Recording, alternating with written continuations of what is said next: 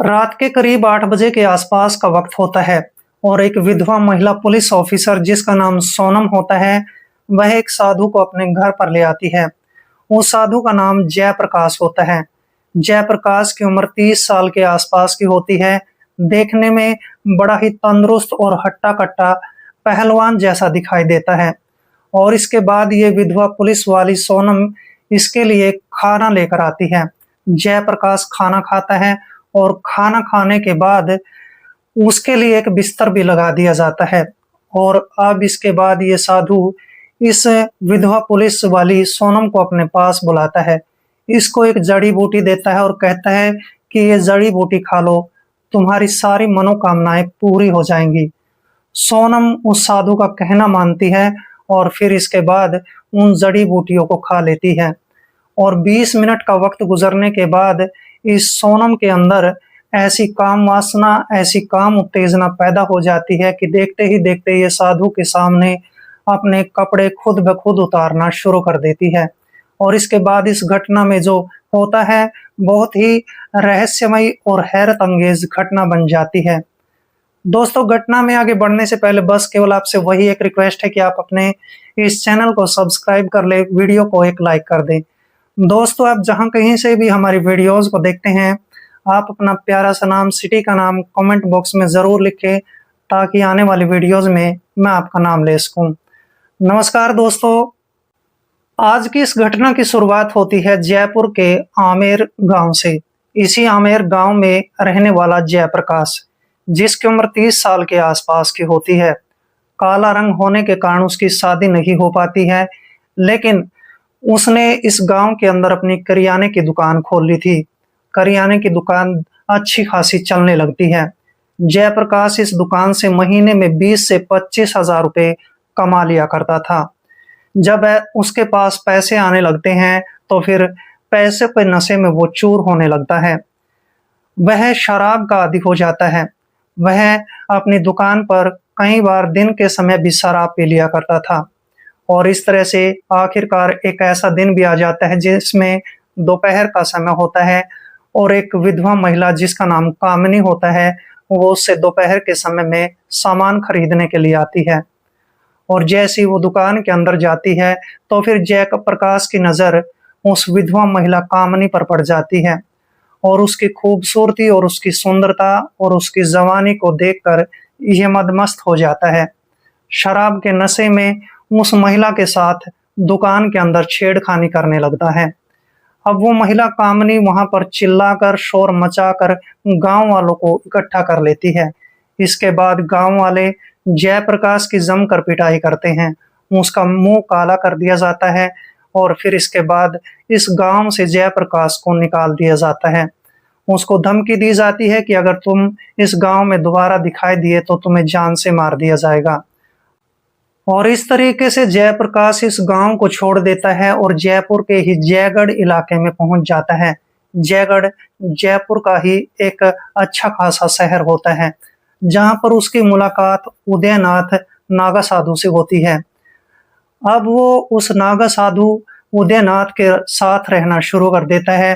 उदयनाथ से शिक्षा दीक्षा लेता है, उससे मंत्र इत्यादि भी सीखता है और कुछ जड़ी बूटियों का उपयोग करना भी सीख लेता है। लेकिन जयप्रकाश लंगोट का ढीला होता है, जिसके कारण वह उदयनाथ नागा साधु की शरण से बाहर निकल जाता है। फिर उसको कमाई करने का जरिया मिल जाता है।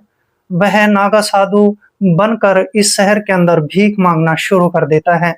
और एक रात ऐसी भी आ जाती है जिसमें जयप्रकाश नागा साधु बनकर रेलवे स्टेशन के पास बैठा हुआ था। रात के तकरीबन 8 बजे के आसपास एक विधवा पुलिस वाली जिसका नाम सोनम होता है, कुछ नशे की हालत में, यानी कि उसने थोड़ी सी ड्रिंक कर रखी थी, वो अपने घर के लिए जा रही होती है।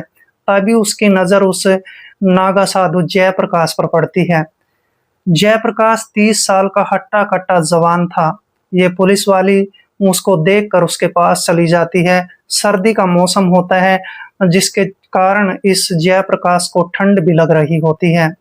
अब ये विधवा पुलिस वाली सोनम इस साधु को कहने लगती है कि साधु महाराज, तुम मेरे साथ मेरे घर पर चलो, आज की रात तुम वहीं गुजार लेना। यहाँ ज़्यादा ठंड भी है और ठंड के कारण तुम बीमार हो जाओगे।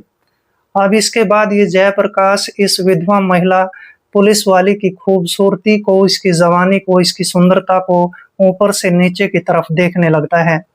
और इसके बाद ये पुलिस वाली सोनम इस जयप्रकाश साधु को लेकर अपने घर पर आ जाती है।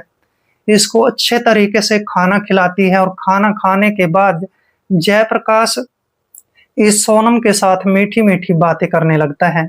इसके जीवन से जुड़ी हुई कुछ ऐसी बातें बताता है, जिसके कारण सोनम पुलिस वाली इस पर विश्वास करने लगती है। और इसके बाद ये जयप्रकाश साधु अपने बैग से कुछ जड़ी-बूटियाँ निकालता है और सोनम पुलिस वाली को दे देता है और कहने लगता है कि तुम इसको पानी के साथ जो है खा लेना, तुम्हारी मनोकामनाएँ पूरी हो जाएगी।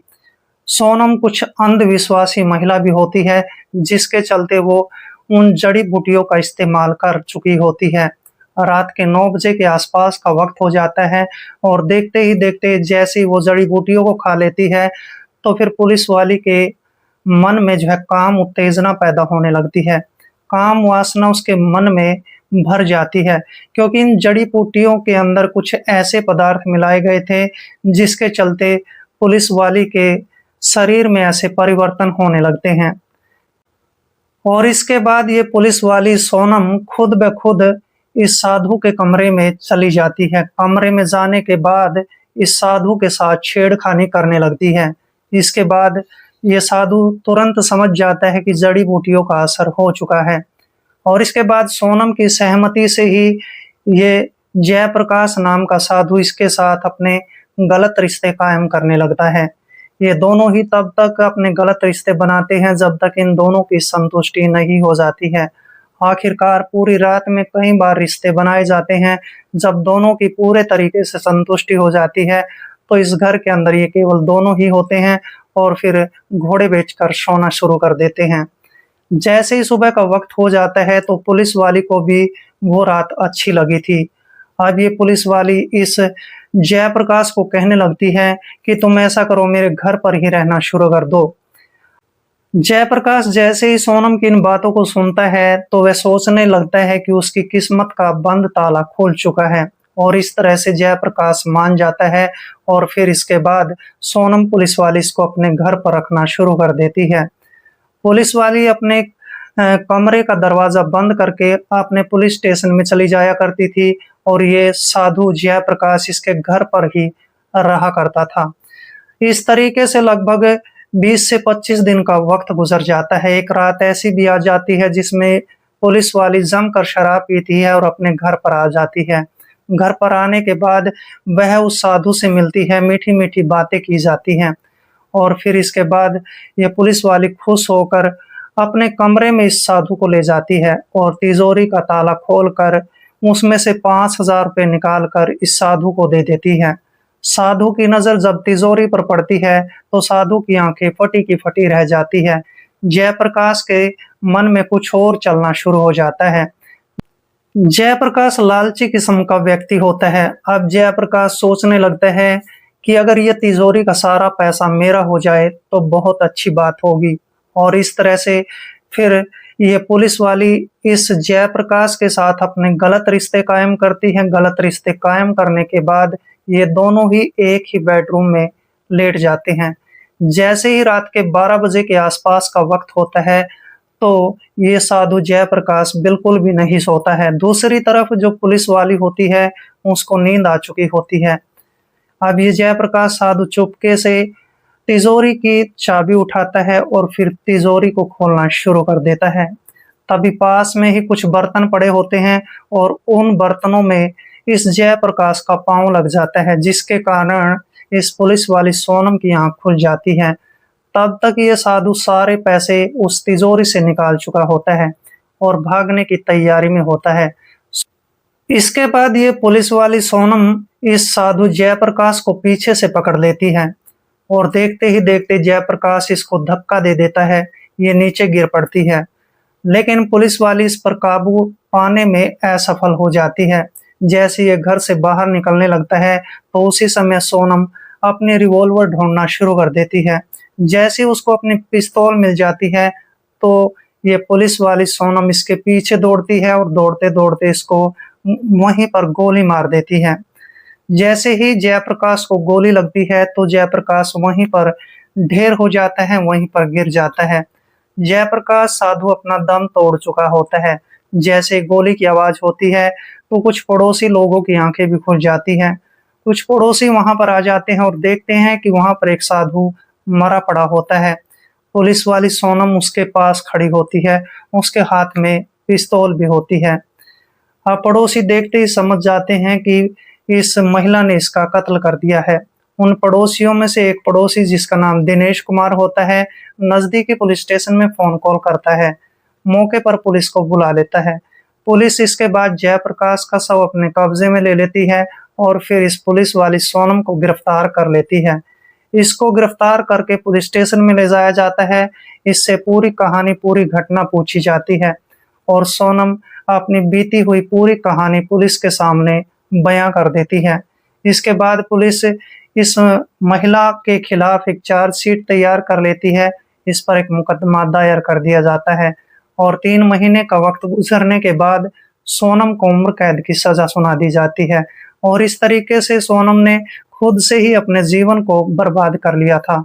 दोस्तों, इस घटना को सुनाने का उद्देश्य किसी का दिल दुखाना नहीं था, बल्कि आपको सजग और जागरूक करना था।